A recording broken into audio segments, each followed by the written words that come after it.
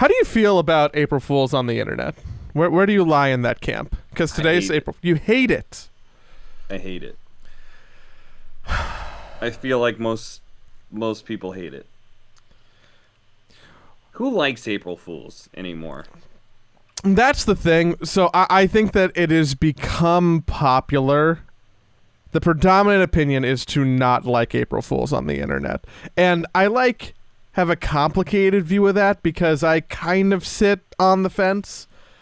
I think that April Fools really got out of hand with a lot of really bad marketing and capitalism and people making not funny jokes and things being annoying and all that. I think is why people don't like it, because it makes the internet harder to use for a day, right?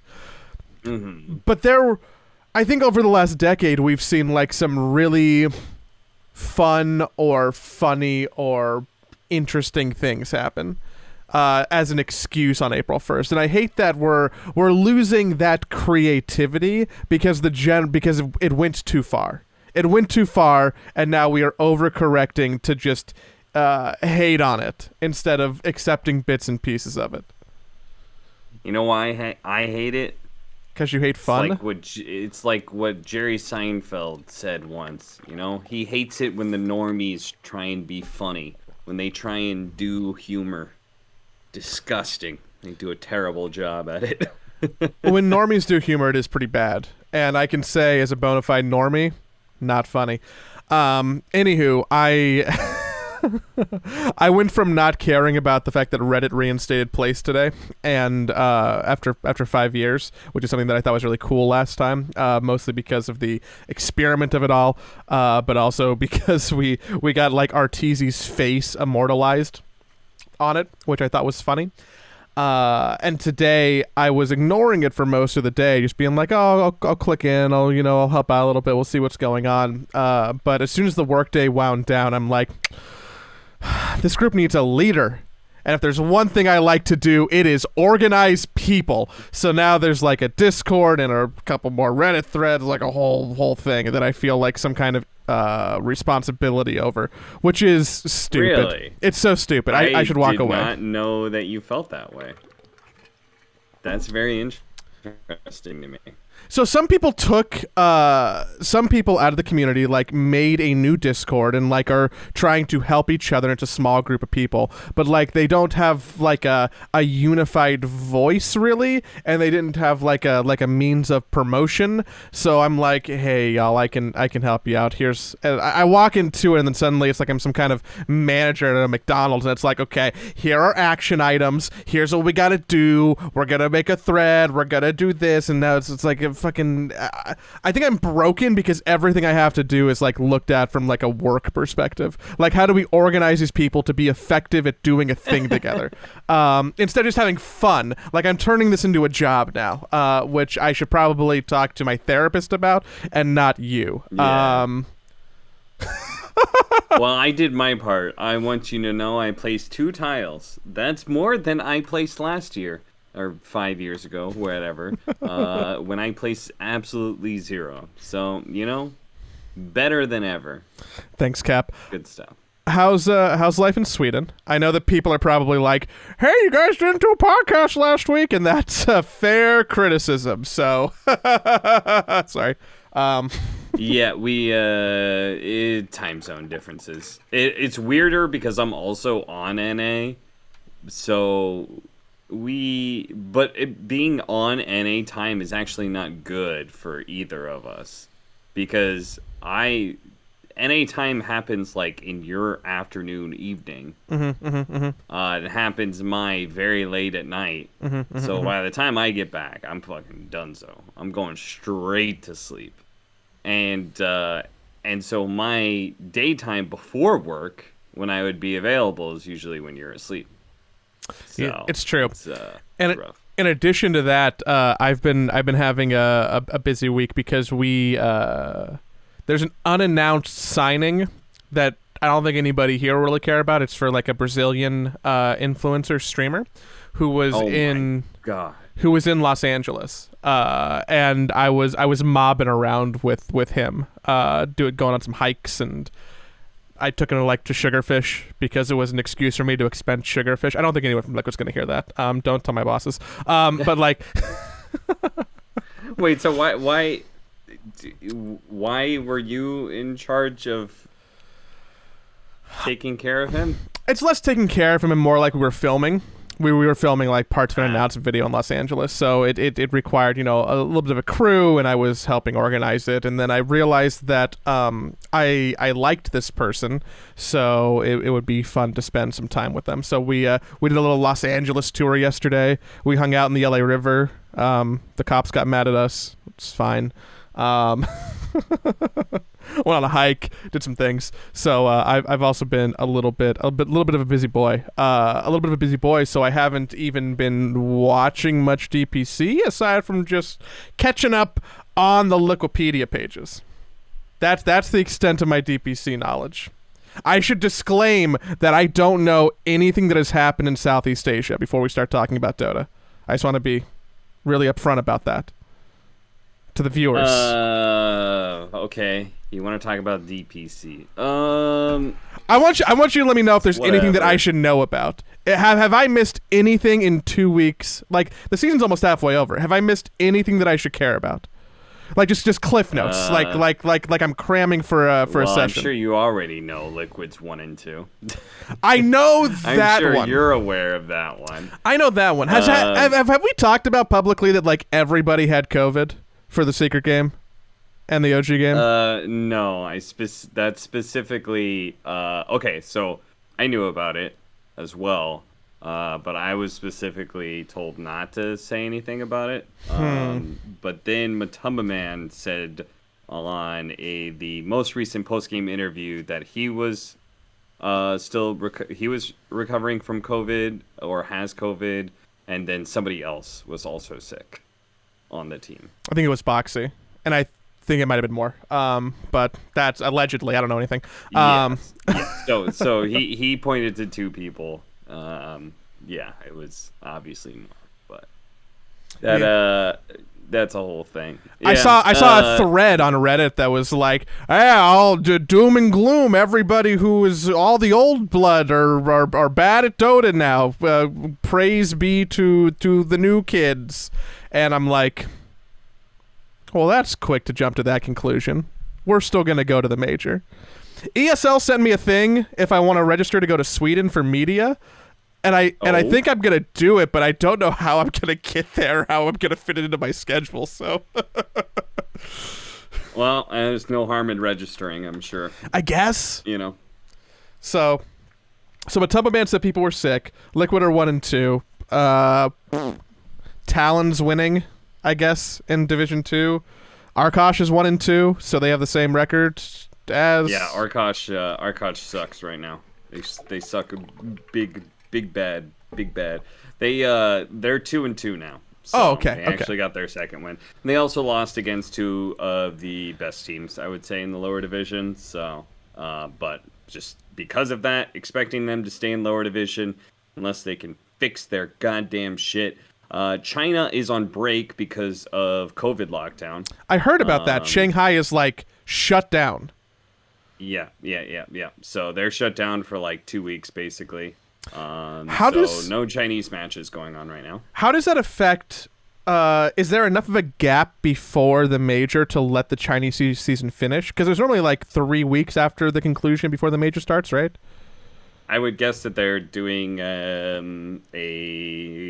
condensed. I'm presuming it's going to last a little bit longer, but I'm sure they're doing more of a condensed schedule, if I had to guess. Gotcha. Speaking of schedules that are confusing to me, is there a plan for the Eastern Europe region? Not to my knowledge. I'm pretty sure the plan right now for the major is no Chinese teams, no Eastern European teams. Whoa. Yeah. It's not great. I mean, because like China, like how do you get people from China? Like they are, I think, unlikely. I think it's a hard task for for you to ask them to go to an international event and potentially not be able to go back home for like 6 months or some shit, maybe even longer.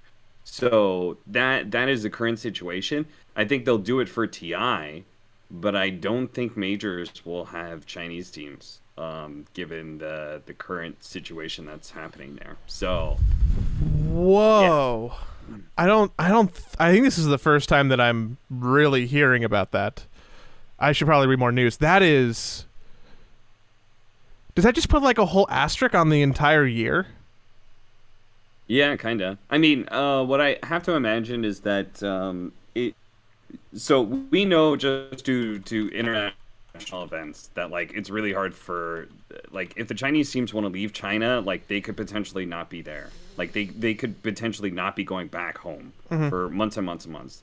That I think is unreasonable to expect them to do that. So what I'm expecting to happen is that the Chinese teams are going to decline the major, and then Valve will set up some sort of Chinese invitational for TI. That is what I'm expecting to happen. But I am literally just going off of international events and pretty much zero internal knowledge. So I have no insider knowledge here for this sort of thing. I just think that like I don't know how you like unless Chinese teams all of a sudden like just in mass start moving outside of their own region because they're all based in Shanghai as well. So yeah, I just don't see it happening, especially since China can be a relatively closed circuit, right? Like all the more reason that they don't feel compelled to go outside of their region, you know? So it's messy. And then Eastern Europe is shut down, and there is nothing else going on right there because Ukraine is definitely still happening. Not only does the time zones not want us to do a podcast, I think my internet doesn't want us to do a podcast. So I'm gonna try and do a lot of editing there to make that better. But people just probably heard you turn to a robot, then a hard cut, then me start talking again. The situation with not having two major regions at the major is almost certainly going to be a giant bummer. I think that is the easy brain dead takeaway. And how we get there is going to be confusing, but like I heard is this situation going to be even more of an incentive to change the DPC season for next year to something different? Yes, so yeah. I don't know how that's going to change, but there is apparently news that it is going to change. Another thing that somehow this is public, but nobody has actually said anything. So I know why, because it was part of the NADPC, and not very many people watched that, and even fewer people watch the panels in between games. But Crit, in a post-game interview, said that he was told there's going to be a new DPC season, like some sort of new format. There's something new going on next year. What a weird thing to say in a post-game interview. How did that come up? How what questions exactly. even teed him to be like, oh yeah, we're probably gonna like change the whole thing next year? Like that's not something that you just casually throw away into the audience on broadcast. I think we were asking about the process of like staying, like how to train when you just like, because if they're not facing up against the other two like TSM and Quincy Crew, they should just 2-0 slaughter everybody, right? Mm-hmm. Now, that didn't exactly happen last year, and it didn't even necessarily happen this year, but it should happen, right? And they did 2-0 slaughter somebody, and I think we did kind of ask, like, what's the, like, here's this DPC, what's training like, how do you maintain on top, yada, yada, yada. Who do they even practice against? Like, there's 3 teams. Yeah, exactly. And, well, they can't practice against them because that's their future opponents, so, So it's, he said there's going to be a new DPC next season. So, and by next season, I mean next year. So, who knows what that looks like? He didn't seem like he knew details. He just knew that there was something new that was going to happen. So Man. I thought that was interesting. Checked Reddit. Nobody said anything about it. I was like, weird. Okay. That probably Did I hallucinate that whole thing? That probably means that just no one is, like you said, no one's watching the post-game interviews of NA, which is... Yeah. But hold on, that's confusing to me because people are complaining about the lack of post-game interviews for NA, but when something interesting happens on a post-game interview, no one is talking about it. So how do we square that circle? Like is it just people liking to complain about stuff? Yeah, kind of. The whole not having a post-game interview literally happens because, well, it's from the player side that complains. I don't really think that there are too many people, viewers, spectators-wise, that would complain about that fact. And it's just because, like, we were going from series to series, so ultimately it's like we just cut the post-game interview to be able to start the next series faster and get to that content sooner. It was basically that's just like a production decision that people get mad at, but honestly, it is what it is. I don't feel that bad about it. It wasn't a good decision. I think it was the wrong decision, but understandably, like, people forget it's basically like that post-game interview or the pre-recorded content that was already there. Like, basically, one segment is going to get cut, and both of them feature player, like, stories. Mm-hmm. It's not like post-game game interview got cut and there was nothing else in place of it. There was pre-game content that was also... We also had a video with, I think it was, like, Bloody Sky. That also needed to go down. And it was a nice story, actually. It was, like, how basically, like, how his mom... it really supports him, and how she's super excited about the fact she tells all her friends and stuff that, like, this is what he does. He plays this game for a North American team, and like, it was nice. Granted, I think the post, the wild card win over 4 Zoomers and that post game interview was probably better content, but, like, it's understandable. Production made that decision before the game was even decided, like, so it's just one of those things. I mean, condolences, rather. That's what I mean. Condolences for how chopped up all this audio is going to be. Someone will listen to it and they'll be like, Joey, you did a bad job this week. And to you, I say thank you for paying enough attention to notice. Probably more attention than you're paying to the NADPC, if we're being honest. But I mean, are we seeing an increase in other DPC viewership now that there is collectively less Dota going on? Because we have a whole region that's not playing. So, like, are any of those views being distributed because people just want to watch Dota, or are they just, like, poof, disappearing?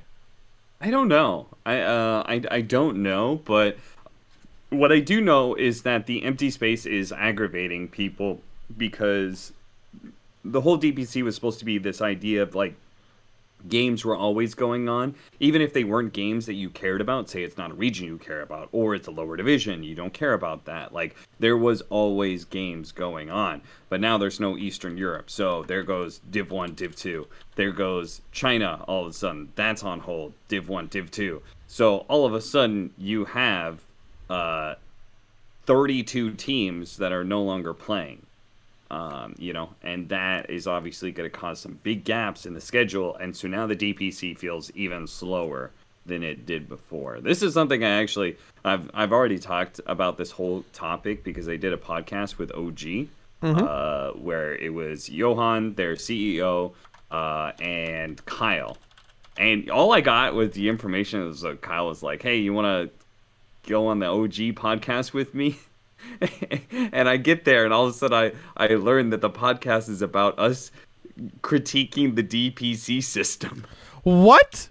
I was just like, oh, okay. That's something you want to prepare for. Like, you want to have cogent thoughts, or, like, sound smart, or, like, that's someone was being a bad producer. It's either also, OG. I'm the only person that has any like, valuable relationship with Valve. Let's put it this way: the relationship that I have with Valve is probably more important to me than to anybody else in that call, right? Oh yeah.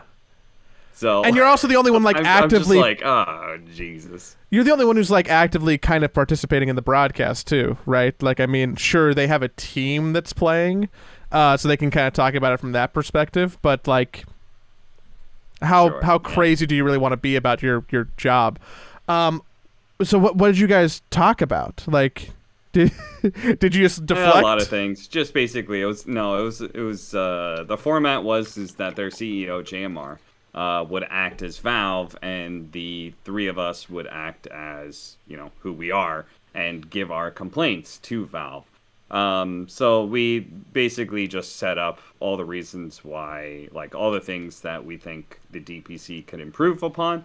Obviously, No Tail and Kyle were probably pretty heavy-handed and were pretty focused on the player side, which I talked about as well. My biggest thing is that, like, the thing is that, like, I didn't shy away from it just because, like, I thought all my points were very fair and rational. And if I can't be, like, fair, reasonable, and rational, and like, in my public messaging about and to Valve, then, like, I don't really want to do this, right?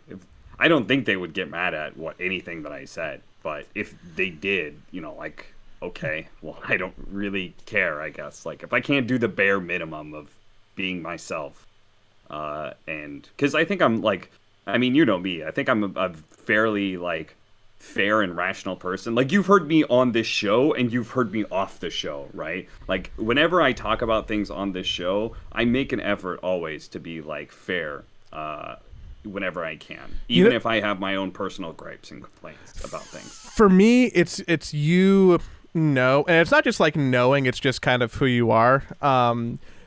You know that being aggressive is not the way to, like, fix things or even, like, go about things or market yourself, right? So, like, everything, like, you know, sometimes it can be impassioned because you feel strongly about something, but I think where a lot of people tend to mess up is where that passion feels like an attack.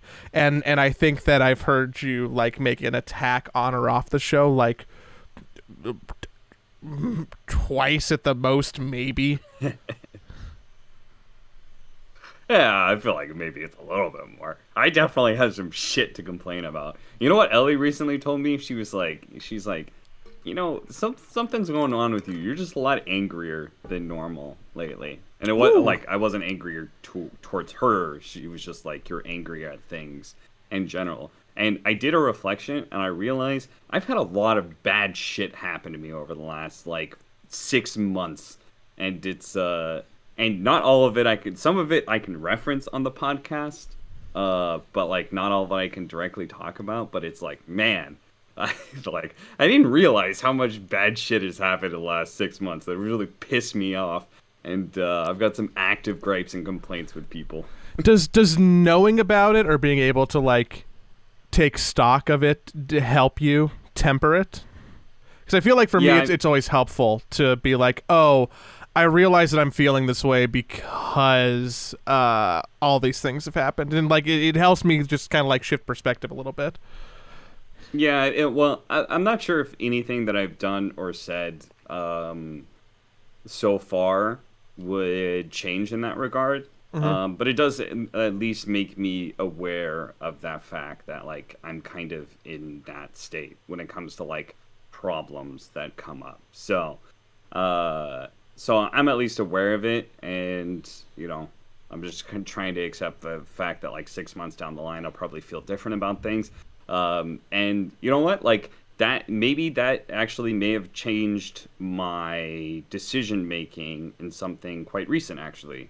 The major talent, that whole mystery situation that's going on. I have a little bit more information about what's going on. I'm excited. Seem like more people are being hired, including, like I've already stated, I should be hired, and I have a different role and that sort of thing. But I actively took a step, the most formal step I could take in trying to steer, in basically trying to get somebody hired. And I've never done that before.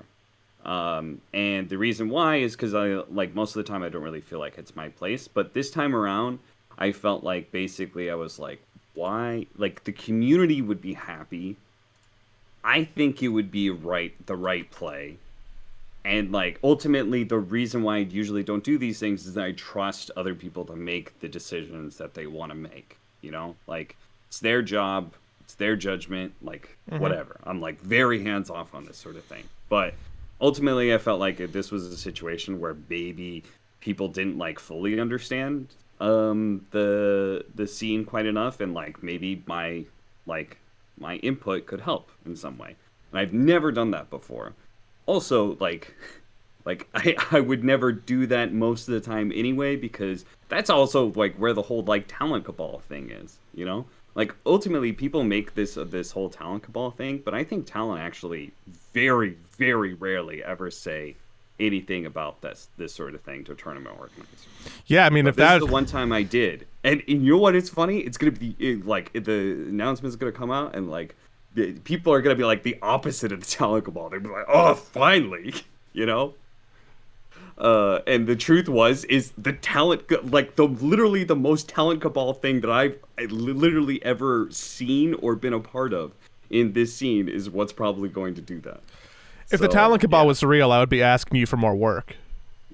Let's be straightforward about that. If the talent cabal was real, you would see my face on something because it'd be like, "Yo, Austin." If talent cabal was real, I would be getting more work in places that I want to work. You know, like, you know, I'd be looking out for me first, Joey. Yeah, anyway. you can get down to like 3 or 4. Right? Maybe I'll be 5th. I'm looking forward to the ESL announcements, mostly because I've heard some gripes and complaints behind the scenes that I can't talk about, and I want to know what they did. And maybe I'll be in Sweden, maybe not. At this point, I think my focus is just making sure that Liquid is in Sweden. That'll be the most important thing for me. Well, hopefully your team turns around their whole season and wins 4 series in a row and goes 5-2. That's the dream right now. They just lost to Seeker and OG, who are like objectively 2 of the best teams, right? It's fine. Yeah, they're still Gaming Gladiators and Team Tundra, who are objectively on the top 2 spots right now. But don't worry about that. Don't worry. Tundra's a myth, and gaming. Tundra's a myth.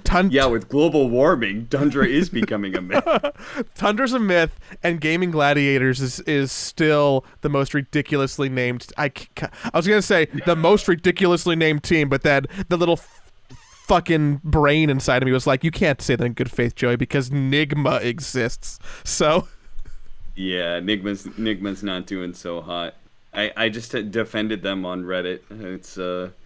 It's weird times. You know, like the whole OG podcast. I had this conversation basically that one of the things that I said, the DPC is not structured quite correctly, because if you as Valve want the best teams at TI, then you want a format that is similar to TI and majors for the teams qualifying to that spot in the first place, right? So TI is all about like multiple matches in a short period of time. Well, the DPC couldn't be more opposite of that, right? The DPC is one match, 1 week, you know, like that. Those are different skill sets. So if you want the best teams at TI, right? And all of Reddit, of course, would like agree with this when I talk about like Alliance and Aster, and everybody's like, "Oh yeah, those teams suck. Boo, boo, bad DPC." But then I look at the other side of the coin and I say, "Look at Nigma.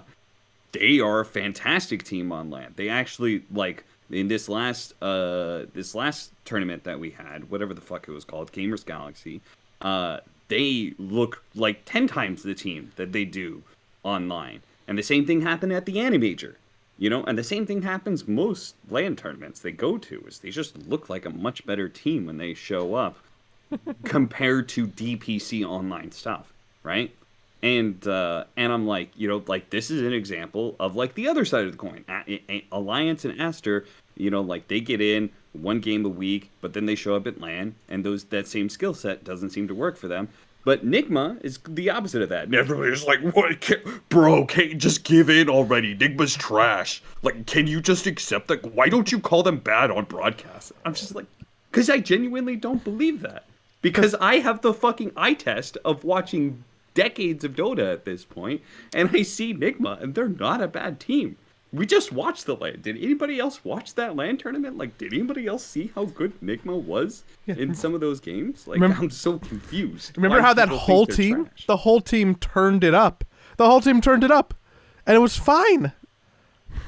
It's frustrating, and I'm just, that's just an example of like the other side of the coin to like support my argument or whatever. But people are just like lost their fucking minds, and you know what that is? It's fanboyism driving the fucking scene. I hate fanboyism. It's become this thing over the last 2 years that I just fucking can't stand.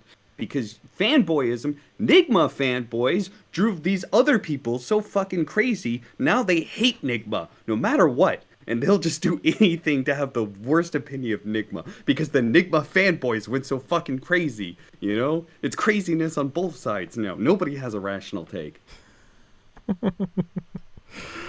Man, I just, at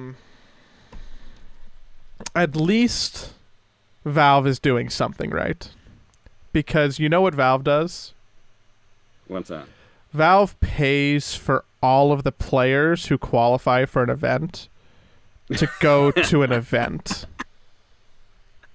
Have you... It's 2022. You imagine being an esport and not paying your players, not providing the fucking spending to buy their travel flights and hotels and stuff to get to the tournament that you want them to participate in. 2022. Imagine not doing something like that. So I'm assuming you've heard about the EA news with the Apex Global Series Championships, which is happening pretty soon in Sweden. Please tell me there's some context that I don't know about this, because I know very, very little. I just know the headline. That's all I know. So please tell me that there's like, they weren't like literally like, no, buy your own flight to Sweden, right? EA, they chose to not pay expenses for all the teams to go to Sweden. So 40 teams. 40 teams. Apex is a team of 3 people, and generally there's a coach. So you say, like, at the bare minimum, there's 4 people there, 40, 160. They're looking at 160 teams from across the globe. And in Apex, kind of similar to Tier 2 Dota, there are not a lot of organizations who are sponsoring all 40 of these teams. Like, when you look at the PUBG World Championships, every team has some kind of team that you probably recognize, even if they're one of the smaller ones. Apex is a bunch of teams that are named like Pop-Tarts because they think it's funny, not because Kroger is sponsoring them, right? So with that, there's a lot of teams that like don't have the backing of TSM or 100 Thieves or Liquid or Alliance or what have you, right? So you would assume that it would be a priority for Apex to get these 40 teams over to Sweden. And EA was like, nah, man. You guys got to get... That's a lot of money. You guys got to get to the tournament. Now, this spurred a lot of, like, arguably funny commentary for me. My favorite notion was the idea that the Apex Championship was just only for rich teams. Like no poor people could go to the events to play. Yeah. And it took EA 48 hours to put out a tweet that said, I'm going to read it to you. At Play Apex Esports. This is via Electronic Arts. We've heard your feedback regarding travel. As a result, we've made the decision to cover travel expenses for all starting players participating at live events for the remainder of Year 2. See you in Stockholm. Okay. Which is just the 3-man roster, right? Like, if you want anything above that, I'm pretty sure that, no manager, no coach, nothing. So let's have a comparison here. PUBG, easy comparison, right? They sent the full team, 2 coaches, a media person, and had an extra person. They have 2 coaches? They let you have up to 2 coaches go with you. They were sending like 7 people and putting them up. Dota, most events, you get the full team, the coach, and a manager. And sometimes you can also get a content person depending on the org and the situation. Unless it's TI, in which case every team gets an entire box, which is like 40 to 50 tickets that they get distributed, right? Yeah. Where the upcoming... Meanwhile, Talon have to beg for one. I got you, buddy. Please, sir, I just want my wife to be able to join me for this week-long event, please. Can she... Okay, she can stay in the hotel with me. Can she just get a ticket? Like, just a single ticket. That's all that I need is a ticket. I will pay for the flight. Yeah. You just be allowed in the VIP area? No. Regular commoner area only. You're working here. League of Legends. LCS is having their spring playoffs in Texas. Full team, plus 4 coaches, plus a media person. Damn. So, and a VIP area for extra people like investors or team owners and stuff like that. You don't hear stories about this in esports much anymore because even like the Clash Royale Championships pays for everybody to go out there. And Apex, I know that we don't... Mobile Legends Bang Bang paid for people to come out to Singapore or whatever, you know?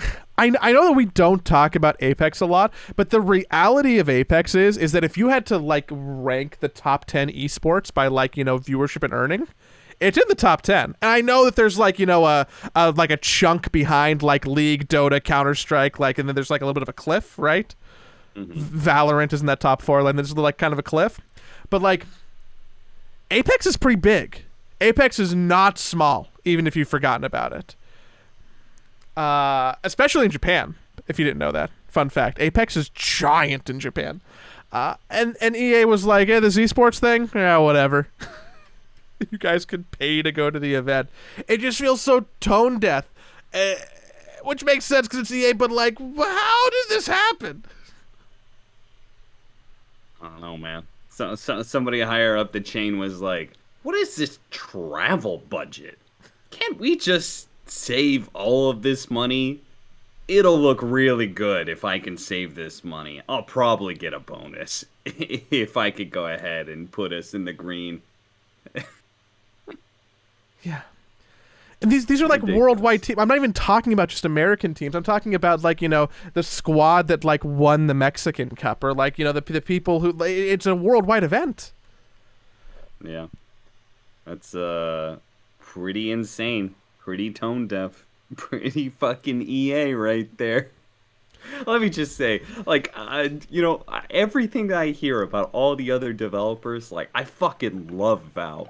I love that Valve does Dota 2 because you know what? I have so many complaints, but like, god damn, they're the best of all of them, Of all the developers that I know of and have heard of, it seems like they're the best. You know what? I haven't heard about Rocket League.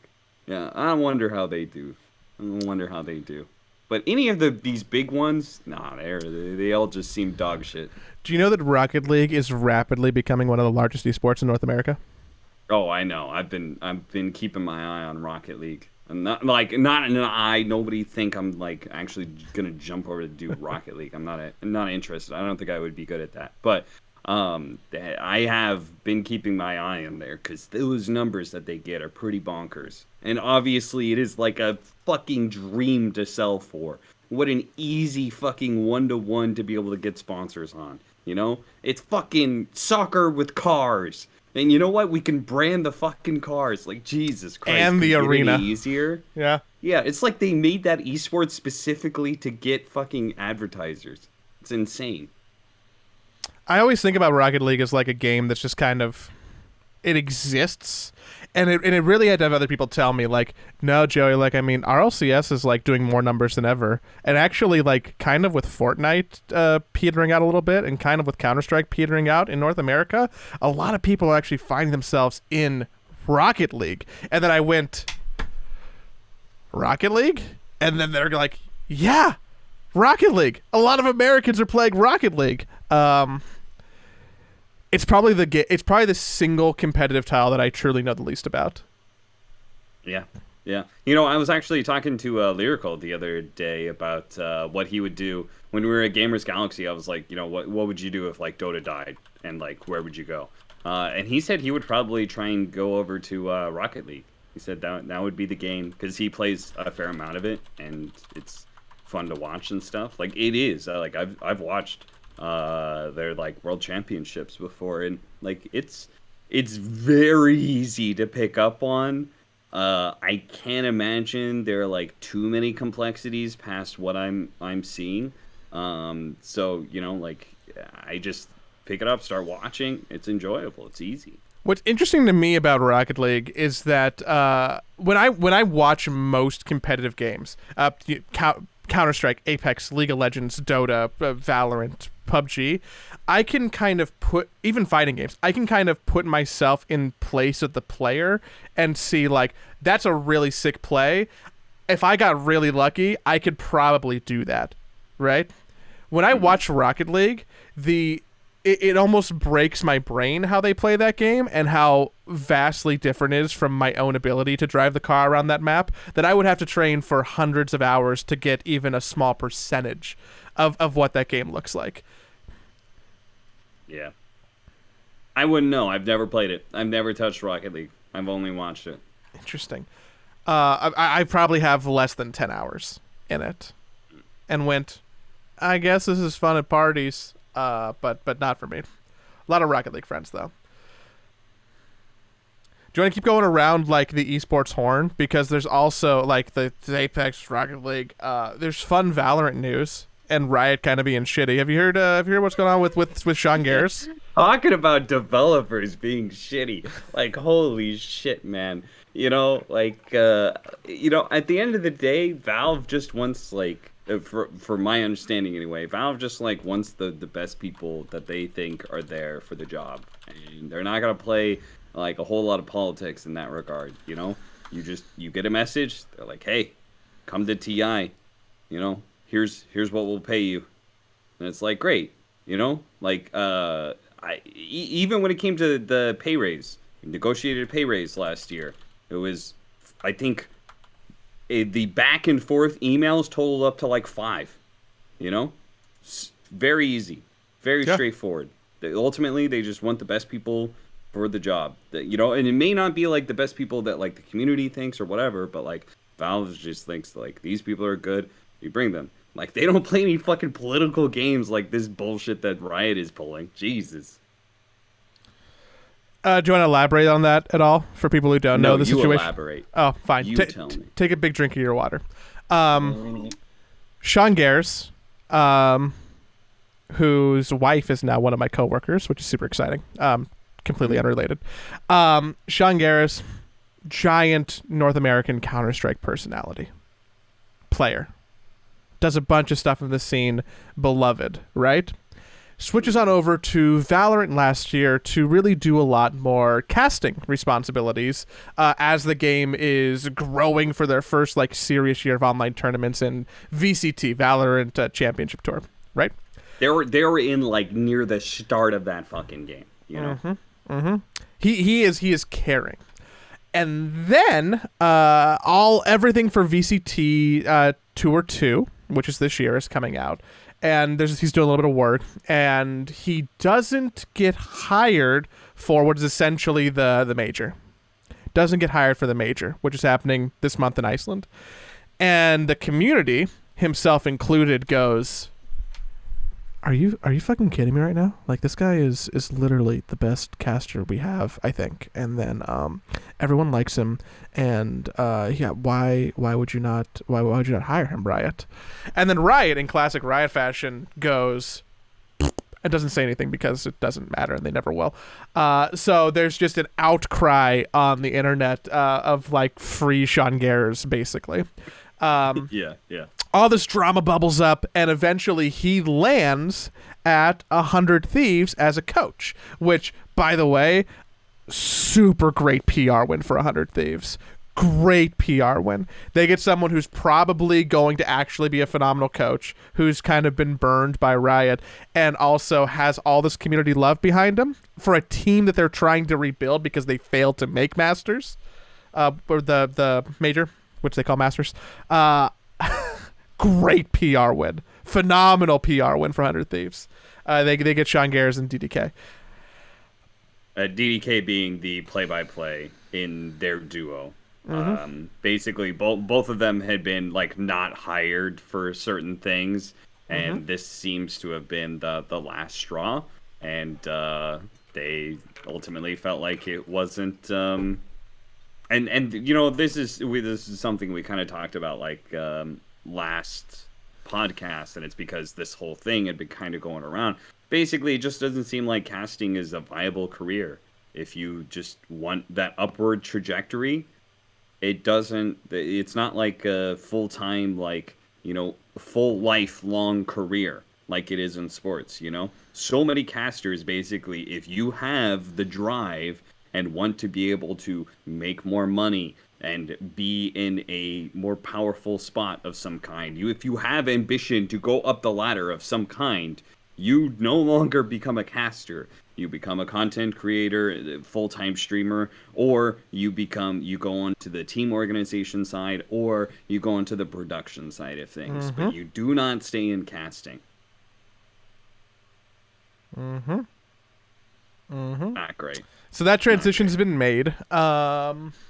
There's been like some commentary about like trying to analyze the situation from like Riot's point of view or Sean's point of view. And my quick thought on it is Sean made the fatal mistake of speaking out against Riot. That's a thing you don't do. I think if I had to give any advice to anybody who wants to work with Riot, probably in any capacity, they like people who toe the company line. Don't criticize their shit at all, especially not if you're famous enough to have your words matter. Because Sean is famous enough to have people listen to him. Yeah, and to be clear, it's not like he's not an inflammatory personality. Nope. He's like for anybody who knows, like this guy is extremely reserved in this regard. He does not, you know, like make inflammatory remarks. He is very, very fair and very, very like conservative when it comes to criticism. And like that still wasn't enough. I'd be fucked if I worked under Riot, you know? That's again why I'm happy with Valve. Even though I'm not happy with Valve, I'm happy with Valve. Even some of the innocuous stuff that you say on the podcast, even the stuff that is like very fair criticism of Valve, would not be tolerated, from my understanding from Riot. Because you have people who will listen to you. There are people who listen to the podcast. You are there to be their caster and not to talk about their game, not to criticize their game, not to criticize their workforce, not to criticize their bosses who fire at other people. Like just none of that is something that we should be doing. So I'm glad that Sean found a home. I'm glad that 100 Thieves got a PR win. But Riot will just keep on keeping on, and ultimately nothing will really matter or change because everybody's replaceable. Yeah. That's the dangerous thing about esports casting.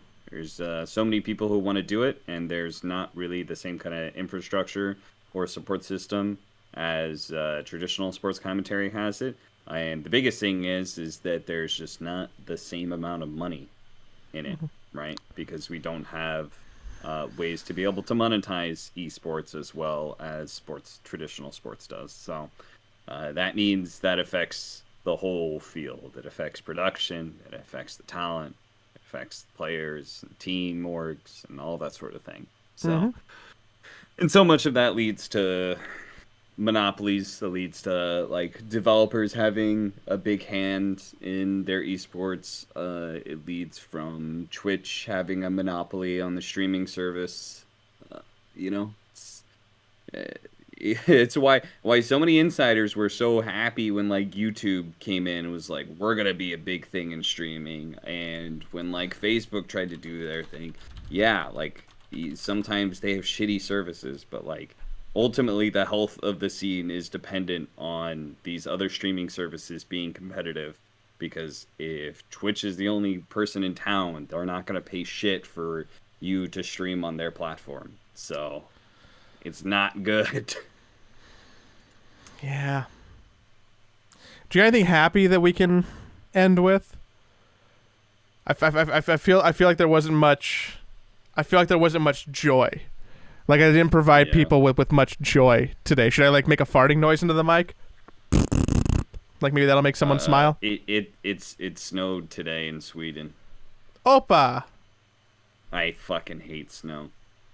Never mind. You went back to the negative thing. I was asking for joy and cheer. I'm stuck here for another 3 weeks. That seems like a lot of fun. You get to hang out with your friends. That business apartment looks great. Your bed looks moderately comfortable. Like, I mean, come on. It's 2 different beds again, Joey. Remember? I saw that. Beds pushed together up against the wall. It looks like crack in the middle. It looks like the actual mattress is like really small and like a futon. Yeah, it is. I also hurt my knee. Oh, dude, do you want to go get MRIs together? Fuck, we're still being negative. At this point, I'm just trying to give as many negative things as possible. I'm pretty sure that I like tore or mildly or inflamed or did something to one of my left knee ligaments. Oh yeah, is it on the inside? Is it your? No, it's on the outside and the middle. It's the middle outside. Let's see, I did something to not my ACL, but I believe it's my LCL. Yep, that's the inside. I think. And I did it. I did it when we were filming content. So that content better be the fucking. That better be the best piece of content. I better get some good fucking PR out of that content. That's all I'm saying. Do you actually? That's all I'm saying. That content better show up on Reddit, and people better be saying how funny it was, and I was involved in it. Because I didn't just fucking fuck up my knee for nothing, god damn it. Do you think it's actually fucked up? Yeah, it'll probably heal on its own. Oh boy. From my research done, but I keep tweaking it, so like I finally bought a brace thing to help not do that anymore. What kind of pain are you experiencing? Like if you step a little funny or twist a little funny, do you get like a sharp Basically my leg can go up and down very normally, but if it ever goes to like the side in any way, that don't work because your LCL is like the stabilizing. Yeah, so you can't rotate. Yeah, basically. Yeah. Or like more accurately, like let's say crisscross applesauce. Crisscross applesauce don't work for me at all. I'm not a doctor. That doesn't sound too good. Yeah. If you want to, it's not like super painful or anything, but if you want to support Cap's impending knee surgery, it's patreon.com/sidepull. All the money. $100 a month is really gonna help me. Maybe in Sweden, if I got it done in Sweden, maybe that $100 a month would be enough. Can you just go back over to Romania? Yeah, I'm not. Oh, believe me. Ellie said there's cheap doctors. Ellie said there's cheap doctors there, right? So you can just, Yeah, no. I'm definitely doing that. What's that called? Medical tourism? Medical tourism, yeah. Yes, I'm definitely engaging in some of that for sure. Down the line, I've got some problems that need to be fixed somewhere down the line. Medical tourism is my way out. Small Patreon update before I guess I should ask. Anything else you want to actually talk about? No. Great. Before I wrap up the show and make another shout out to patreon.com/sidepull, I am this month lowering the question tier to be more economical for people, so we can nobody's putting in questions. Yeah, but I think that I miscalculated and put it a little too high. So almost everybody who is supporting us on Patreon, and by the way, thank you so much, is at the $5 tier, and I'm gonna lower the questions down to $5.